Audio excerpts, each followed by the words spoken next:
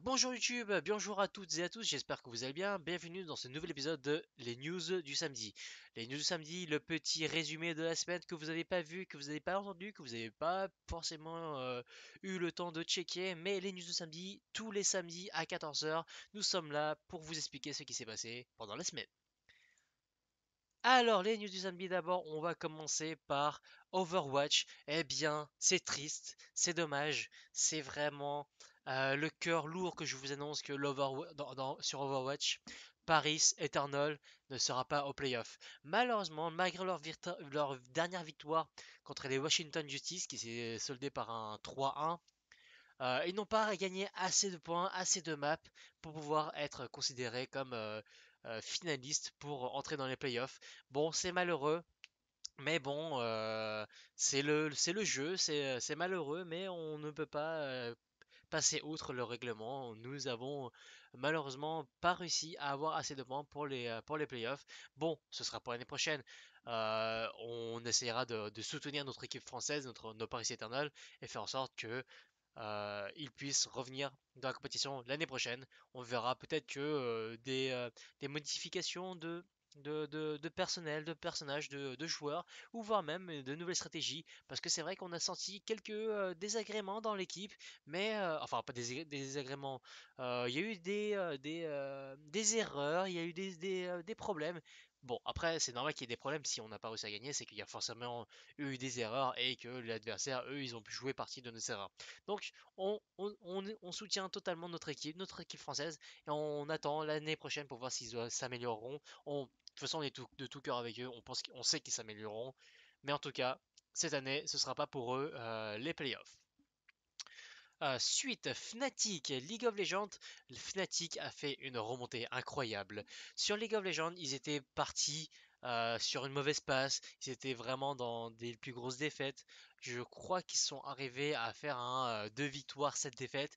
Puis, ce week-end, ils ont fait une remontée fulgurante, une montée incroyable. Ils ont réussi à revenir au score de 8 victoires, 7 défaites à peu près. Et voilà, les Fnatic sont de retour sur League of Legends, ils sont remontés à bloc et ils sont prêts à tout dégommer. Notre équipe européenne, l'équipe Fnatic qu'on connaît très très bien dans la scène League of Legends, même s'il y a d'autres équipes qui sont commencent à mettre un petit peu de chemin en proue, mais Fnatic est toujours quand même bien connu dans les équipes européennes. Ce week-end s'est passé la Final Round 2019. Final Round 2019, c'est le plus grand tournoi de versus fighting qui se déroule à Atlanta. Pendant ce tournoi de versus fighting, bon, vous avez beaucoup de jeux différents, donc c'est du Street Fighter, du Soul Calibur, du Dead or Alive, etc., etc. Eh bien, il s'est passé le Final Round 2019 ce week-end et plusieurs tournois différents se sont déroulés. Si vous voulez voir les différents matchs qui se sont déroulés, bah, je vous invite à regarder leur chaîne, à regarder sur YouTube les tournois de Final Round 2019. C'est plutôt sympa, il faut vraiment aimer le versus fighting. Et il s'est aussi casté par des très bons casteurs qui sont vraiment très très bons dans leur domaine. Heureusement, dirons-nous. En tout cas, Final Round 2019 ce week-end. Week-end aussi, eh bien, Activision Blizzard lance une ligue franchisée pour Call of Duty. Dans la même idée que si vous connaissez un peu Overwatch, eh bien, l'entrée pour l'Overwatch League est payante. Eux payent entre guillemets entre 15 millions et 20 millions de dollars pour pouvoir avoir un slot pour pouvoir entrer dans le tournoi de Overwatch. Eh bien, Activision Blizzard veut faire la même chose pour Call of Duty. Bon, par contre, la seule particularité de Call of Duty, c'est qu'ils veulent faire le ticket d'entrée à 25 millions de dollars. C'est un petit peu cher. C'est pas pour les casus, c'est vraiment pas pour les particuliers comme nous qui n'avons pas d'équipe, mais vraiment les grosses équipes, si ils ont vraiment une équipe assez béton pour jouer à Call of Duty, je pense qu'ils placeront leur investissement sur ces 25 millions de tickets d'entrée. Et surtout que bah, pour eux, ça sera tout bénéfice parce que d'une, bon, ils seront pas payés au départ parce que Activision Blizzard l'a dit très clairement pour les trois premières années, ils ne seront pas payés, il n'y aura pas forcément de retour sur investissement, mais il y aura quand même une bonne chose qui se fera, ce sera la communauté. Une communauté qui entrera et qui connaîtra les premiers noms des premières équipes sur Activision Blizzard Call of Duty, ce sera déjà un très très bon pas en avant pour n'importe quelle équipe. Même s'il n'y a pas la fame de bah, en fait gagnerez pas d'argent lorsque vous remportez le tournoi. Enfin, vous remporterez l'argent, mais ce sera pas suffisant. Vous n'aurez pas les bénéfices que vous devriez normalement récupérer en fonction de votre placement sur le tournoi Call of Duty. Mais vous aurez quand même une certaine fame vous serez connu, votre équipe sera connue. Dans la même idée sur Overwatch, bah imaginez les Shanghai Dragons qui eux ont fait. Bon, eux ils ont quand même la particularité d'avoir eu 42 défaites de suite. Bon, Bad Buzz et Steel Buzz, mais au moins on les connaît, les Shanghai Dragons pour le coup on les connaît. Eh bien, même si dans le top du niveau, ce sont ceux qui ont le plus mauvais niveau entre guillemets, ça reste quand même leur nom est quand même encore mémorable quoi. Donc vraiment, pourquoi pas, ça donne une certaine fame, ça donne une certaine vision de certaines équipes, mais il faut vraiment se pousser à donner 25 millions de dollars. C'est un choix. C'est pas c'est pas n'importe qui peut se payer ça, donc on verra comment ça va se passer. Ce week-end, eh bien, Snoop Dogg a lancé son propre tournoi sur le NFL, donc NFL qui est un jeu de football américain, et qu'il a appelé son tournoi le Gangsta Gaming League. Eh bien, devinez qui est le gagnant? C'est Snoop Dogg lui-même qui a gagné le prix de 11 000 dollars en weed. Et oui, effectivement, Snoop Dogg, la récompense de ce Gangsta Gaming League, c'est 11 000 dollars de stupéfiants, de marijuana. Eh bien, il s'avère que c'est autorisé en Californie, étant donné que son tournoi s'est passé en Californie. Eh bien, c'est autorisé de faire ce genre de choses. Donc, il l'a fait, il a gagné, et donc il a récupéré son propre tournoi. C'est assez marrant, assez amusant.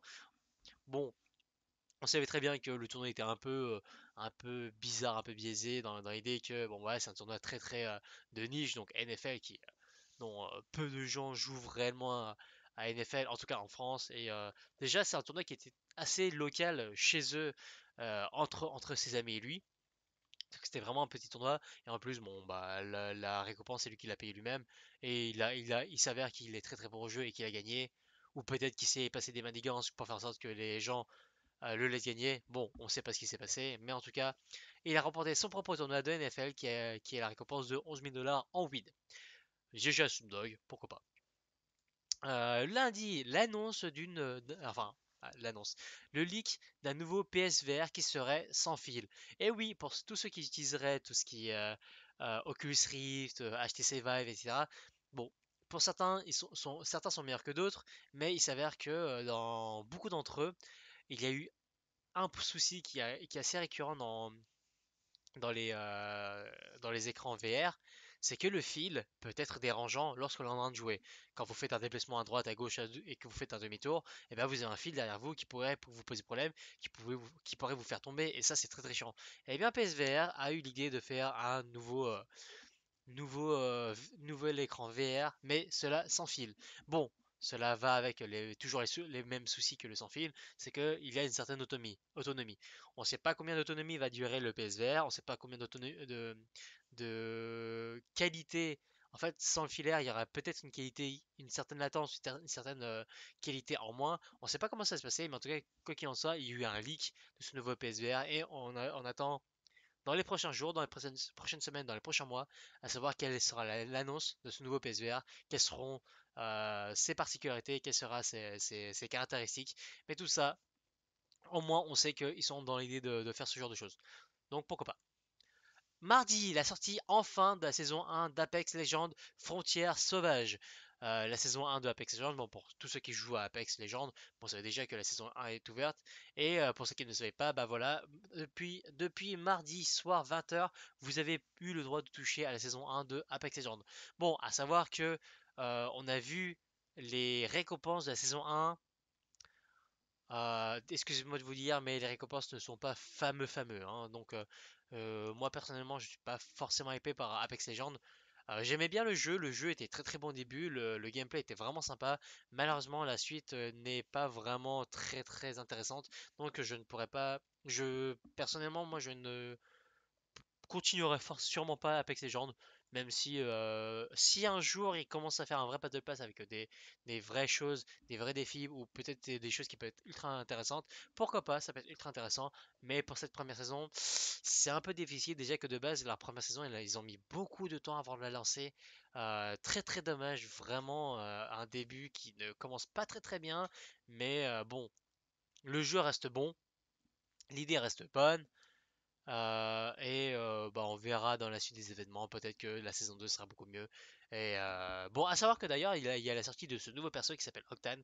Donc Octane qui est un peu le foufou de la bande, celui qui, pour son premier spell, lui permet d'utiliser un petit pourcentage de ses PV pour avoir un gros boost de mouvement speed, donc pour courir plus vite. Et son ulti, c'est un grand trampoline qui vous fait sauter très très haut. Dans l'idée, c'est marrant, ça peut troller, ça peut être un peu intéressant, mais c'est pas ultra utile avec le panel de personnages qu'on a actuellement. Bon, il reste très très sympa, je dis pas le contraire. Il peut y avoir des bons trucs, il peut y avoir des bonnes choses, mais les autres font mieux en fait. Dans l'idée, imaginez juste Bangalore avec son passif, bah déjà, il est déjà mieux que celui que Octane en fait. Principalement, le fait que la Bangalore augmente de mouvement speed sans vraiment rien recevoir, juste à faire attention aux balles, bah déjà ça c'est un gros plus quoi. Octane doit quand même forcément se blesser pour pouvoir augmenter sa movement speed. Bon après son passif lui permet de se régénérer tout seul, mais c'est très très peu et autant utiliser une seringue, donc vraiment le passif limite il sert pas à grand chose. Le seul moment où il pourrait servir c'est quand il vous reste juste 5 PV à régénérer et que vous avez la flemme d'utiliser une seringue. Bon voilà quoi. Mais enfin, première saison d'Apex Legends qui est sortie. Donc si vous aimez le jeu, si vous voulez faire la suite, allez-y, faites-vous plaisir. Call of Duty est sorti et a été annoncé sur mobile. Call of Duty va être lancé sur mobile et apparemment de ce qu'on a entendu, c'est qu'il sera totalement free to play. Bon, ça vaut ce que ça vaut, mais en tout cas, dans l'idée, pas de monnaie à débourser, juste le plaisir de pouvoir jouer à Call of Duty sur son petit appareil. Pourquoi pas, ça peut être intéressant, ça peut être sympa. Est-ce que le téléphone sera assez puissant? Est-ce que tous les téléphones seront assez puissants pour contenir Call of Duty sur mobile? J'ai un doute là-dessus, mais il s'avère que il semblerait que bah en fait les éditeurs de Call of Duty vont faire en sorte d'optimiser le maximum le jeu, ce qui serait préférable bien sûr. À voir comment ça va se passer, à voir comment ça va se dérouler. Est-ce que ce sera bien? Est-ce que ce sera exactement comme PUBG PUBG sur mobile a été mieux optimisé et qui est beaucoup plus moins consommateur de ressources que ses confrères sur PC. Donc est-ce que Call of Duty va faire une PUBG? On ne sait pas. En tout cas, Call of Duty grossissance qui peut amener à beaucoup de choses. Donc pourquoi pas. L'ère du mobile qui commence d'ailleurs à être très très forte, qui commence à vraiment avoir un très très gros impact dans le monde du jeu vidéo. Même si on le savait déjà un peu. Mardi, lancement d'une nouvelle plateforme gaming sur Google, le lancement de Stadia. Stadia, qu'est-ce que c'est? C'est donc une plateforme gaming qui va vous permettre de par votre navigateur internet, principalement Google Chrome, va vous permettre de pouvoir lancer votre jeu. Par exemple, imaginez, dans les idées de ce que Stadia, lors de la conférence Game Dev Conference avait lancé, c'est que, imaginez, vous êtes en train de regarder un trailer sur Google d'un nouveau jeu, par exemple sur allez, Assassin's Creed Odyssey, bon, c'est qu'ils ont présenté, eh bien vous vous dites, ah, j'aimerais bien tester le jeu, j'aimerais bien jouer au jeu, j'aimerais bien voir ce que ça donne, eh bien vous aurez un bouton qui vous permettra de lancer directement le jeu, et selon leur dire, le lancement du jeu se le fera en 5 secondes. Donc vous n'avez pas besoin de télécharger le jeu, vous n'avez pas besoin d'avoir une configuration spéciale pour pouvoir lancer le jeu. Vous lancerez leur jeu par le navigateur. Tout le jeu se lancera sur leur serveur à eux chez Google. Et principalement, ce que vous aurez la seule chose à avoir, c'est une grosse mais alors une très grosse bande passante. Donc ce qui veut dire que dans les alentours de 25 mégabits par seconde. Dans l'idée, si vous avez l'ADSL qui, entre guillemets, vous donne entre 10 et 15 mégabits par seconde, ne tentez pas trop parce que vraiment vous aurez de la latence, vous aurez des lags, vous aurez du gros ping, donc ça vous ira pas vraiment. Mais si vous avez la VDSL, donc c'est vraiment une connexion plus forte, voire même la fibre optique, de préférence une bonne fibre optique, eh bien vous pouvez potentiellement vous lancer dans un abonnement Stadia. Vraiment dans l'idée, si vous ne savez pas combien vous avez de bandes passantes, faites des petits tests de bande passante, bah, test bande passante sur Google, vous tapez ça et vous prenez l'un des deux, trois premiers sites et cela va vous indiquer quelle est votre bande passante. Si vous avez moins de 25 mégabits par seconde en upload normalement, eh bien ne tentez pas trop l'aventure Stadia, ça ira vraiment pas pour vous, vous aurez une grosse latence, ça va être vraiment dérangeant. Mais en tout cas, dans l'idée, si vous êtes intéressé par Stadia, bah, c'est une plateforme gaming qui vous permet de jouer avec simplement le navigateur Google. Dans la même idée, imaginez Shadow, mais seulement pour le gaming. Donc Shadow qui est la plateforme computing, le cloud computing, un petit boîtier ou en tout cas une petite application qui vous permet de pouvoir lancer une grosse machine de très haute qualité sur n'importe quel device. Donc c'est-à-dire que vous pouvez jouer à un jeu PC qui demande énormément de ressources, énormément de choses, énormément de calculs seulement sur votre petit portable qui contient seulement l'application. Donc dans l'idée c'est plutôt sympa, je pense pour les développeurs ça permettra beaucoup de choses, ça enlèvera le mur qu'il y avait auparavant, le mur qui était d'avoir des petits jeux parce que certains PC n'avaient pas assez de puissance de pouvoir les utiliser. Et bien Stadia va potentiellement pouvoir détruire ce mur et pouvoir créer des jeux vraiment haut de gamme, mais pour les petits prix de machines. Donc à garder au coin de la tête, Stadia, pourquoi pas, on ne sait pas ce qui va se passer. Toujours une autre news de Stadia, eh bien Stadia a lancé sa petite gamme de manettes. Eh bien cette manette va vous permettre de lancer à pouvoir jouer sur votre PC et vous avez quand même pas mal de choses qui sont intéressantes sur cette manette. Elle est assez ergonomique, assez classique pour une manette PS4 Xbox, mais avec quelques touches supplémentaires. Par exemple, dans l'idée, vous aurez une touche qui permettrait d'appeler directement Google, comment ça s'appelle déjà? Cortana quoi. Vous pourrez appeler Cortana grâce à un bouton Google. Vous pourrez lancer rapidement les plateformes de streaming. Vous pourrez faire beaucoup de choses avec cette manette et c'est ce que propose le lancement de Stadia pour cette nouvelle manette.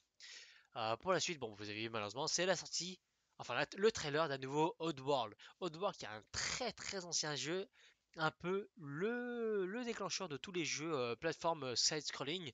Eh bien, on a le nouveau trailer d'un nouveau Oddworld qui va potentiellement sortir.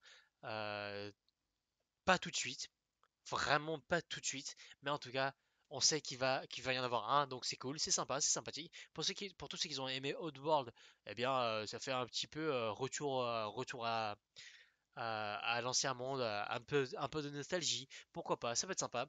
Mais si vous connaissez pas, c'est un bon compromis pour pouvoir connaître le nouveau Oddworld. Regardez le trailer, regardez si ça vous intéresse. C'est assez spécial, mais en tout cas, c'est toujours marrant. Mercredi, mercredi est bien l'annonce d'un nouveau Oculus Rift, l'Oculus Rift S. Principalement, c'est comme l'Oculus Rift, mais avec un peu plus d'optimisation, un peu plus de performance, un peu plus d'autonomie. Dans l'idée, c'est plutôt sympa. On ne dira pas non à plus d'autonomie parce que c'est vrai que malheureusement, bah, comme on disait avec le PSVR, si c'est sans fil, eh bien, il y a besoin d'avoir une certaine batterie dans l'Oculus Rift et bah, ce serait mieux d'avoir le maximum d'autonomie, quoi. Et un peu d'amélioration de performance, un peu d'amélioration de tout par-ci par-là. Donc pourquoi pas, c'est plutôt cool. Ce sera, je crois, au même prix que le Oculus Rift. Mais voilà. Donc si vous n'avez pas d'Oculus Rift, je, je vous propose d'attendre celui-là parce qu'il sera un peu meilleur. Même si moi-même, personnellement, j'attendrai encore un peu plus. Le temps que vraiment les consoles VR soient un peu plus au goût de tout le monde. Vraiment un peu plus dans tous les foyers. Comme l'ordinateur qui est actuellement maintenant dans tous les foyers. Mercredi, un nouveau trailer de Stranger Things saison 3. Et oui, Stranger Things saison 3 a enfin lancé son premier trailer et on sait que elle va bientôt sortir. On a, je crois, aucune date actuellement. J'ai cru voir un petit juin 2019, mais je ne suis pas sûr de cette date. Donc, en tout cas, sachez que le trailer de Stranger Things 3 est de sortie. Stranger Things qui est une série plutôt sympa. J'avais aimé la première saison. La deuxième saison était un peu lente, un peu bac à sable, un peu, bah, en fait, ça ne sert pas vraiment. ça permettait de lancer la saison 3. Donc à attendre cette saison 3, voir ce qui va se passer. Jeudi, le Dark Souls Remastered. Eh bien, pour ceux qui ne connaissent pas, c'est un jeu très très difficile où il est vraiment quasiment impossible de ne jamais se faire toucher. Eh bien, je dis bien quasiment parce qu'une personne l'a fait, The Happy Hub, un streamer entre guillemets, joueur de Dark Souls 3, a réussi à terminer la série des Dark Souls 3, donc c'est-à-dire Dark Souls 1, Dark Souls 2, Dark Souls 3, je crois, Dark Souls Bloodborne, etc. Tous à la suite sans se faire toucher une seule fois. C'est vraiment, vraiment mythique. Vous pouvez voir des clips de ce moment où The Happy Hub bat le tout dernier boss sans se faire toucher. C'est vraiment beaucoup d'émotions. Il est vraiment limite en larmes d'avoir enfin réussi ce challenge. Pour tout vous dire, elle a quand même live pendant 28 heures de suite, avec, je crois, quelques pauses quand même, parce que bah oui, c'est pas obligatoire c'est impossible de faire 28 heures sans se reposer. 28 heures de live pour faire la série des Dark Souls sans se faire toucher une seule fois. Vraiment, gros GG à lui. Et voilà, tout simplement, un vrai boss. Vendredi, vous l'attendiez, le voilà, la sortie officielle de Sekiro Shadow Die Twice. Et donc, bah, on reparle de Dark Souls. Et ben, Sekiro a été réalisé par les mêmes éditeurs que Dark Souls. Donc, c'est le jeu tout aussi difficile, tout aussi hardcore. Vraiment, pour ceux qui aiment les challenges, les défis de battre des boss vraiment très très difficiles. Eh bien, si ça vous intéresse, Sekiro Shadow Die Twice, c'est actuellement encore en streaming sur pas mal de chaînes, le temps de faire tous les boss, le temps de faire quelques marathons, quelques parties de ce jeu, voir quels sont les tenants et les aboutissants de ce jeu. Il est plutôt intéressant, il est plutôt sympa. Apparemment un peu plus difficile que la série des Dark Souls, mais bah, c'est vraiment pour ceux qui aiment le challenge. Si vous aimez ça, franchement Shadow Die Twice, plutôt ça va. Le jeu qui est d'ailleurs sorti sur PC, PS4 et Xbox. Donc vraiment n'importe quelle plateforme, vous pouvez y jouer. Vendredi, et vendredi vraiment incroyable. On ne s'y attendait pas du tout. Les Seoul Dynasty qui éliminent les New York Excelsior. À savoir que les New York Excelsior étaient la deuxième équipe la plus forte des playoffs d'Overwatch. Les New York Excelsior qui sont quand même victorieux de 7 victoires, 0 défaites pendant l'Overwatch League, et bien se font éliminer par les Seoul Dynasty. Vraiment incroyable, vraiment très très beau match. Les Seoul Dynasty qui doivent d'ailleurs maintenant se battre contre la première équipe qui sont les Vancouver Titans. Je crois pas avoir vu ce qui s'est passé, quel est le déroulement du match. Malheureusement, désolé, je me suis endormi à ce moment-là.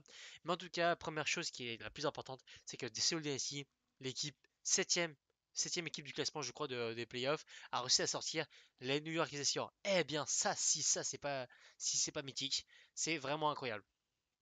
Vendredi, également l'annonce malheureuse de Zerator qui annonce que Rocket League sera annulé et remplacé par un autre jeu pendant la ZLAN. On ne sait pas ce qui s'est passé, on ne sait pas pourquoi, par quelle raison il a annulé Rocket League. Je pense que c'est pas de son plein gré, je pense que c'était plutôt du côté des éditeurs de Rocket League qui ont voulu refuser que Zerator fasse un tournoi sur Rocket League. Ça me paraît étrange parce que je suppose, enfin connaissant entre guillemets de Visus que je connais de Zerator, je pense qu'il a déjà demandé la permission pour pouvoir faire le concours de Rocket League sur sa ZLAN. Il n'a pas fait comme ça en mode bah tiens monsieur, je vous ai pas demandé mais je vais utiliser votre jeu pour faire une LAN sur une LAN quoi en fait. Donc je pense pas qu'il c'est comme ça. Je pense qu'il y a un changement de déroulement. Il nous expliquera ça en tout cas plus tard pendant le week-end. Je vous tiens au courant. S'il nous tient au courant bien sûr. Et pour finir, la dernière image que l'on reconnaîtra pendant ce vendredi, eh bien PNL a lancé un live YouTube. Enfin, il a lancé le live, mais on attend encore le début. Il a été lancé la nuit du jeudi au vendredi, non, du jeudi au vendredi, oui, vers les alentours de minuit, 1 heure du matin, et jusqu'à, aux dernières nouvelles de ce que j'avais vu, 14 heures, eh bien, il n'y a eu toujours aucun live, toujours aucune nouvelle, toujours absolument rien du tout. On attend encore ce qui va se passer, peut-être une grosse annonce, peut-être qu'ils attendent quelque chose à nous présenter. Mais en tout cas, actuellement, on n'a toujours aucune nouvelle de PNL qui sortait un live et qui n'a absolument rien dit du tout. En tout cas, voilà les news de la semaine. J'espère que ça vous a plu. J'espère que vous avez récupéré toutes les informations que vous avez entendues pendant cette semaine. Si vous avez aimé, n'hésitez pas à mettre un petit pouce bleu sur cette vidéo pour savoir que je puisse continuer ce petit format vidéo si vraiment je vois que vous aimez bien ça. Si vous n'avez pas aimé, dites-moi ce que vous n'avez pas aimé et peut-être que je pourrai arranger ça dans les prochaines semaines, des news du samedi. En tout cas, quoi qu'il en soit, j'espère que vous avez passé un bon week-end et une bonne fin de semaine pour la suite des événements. Allez, salut!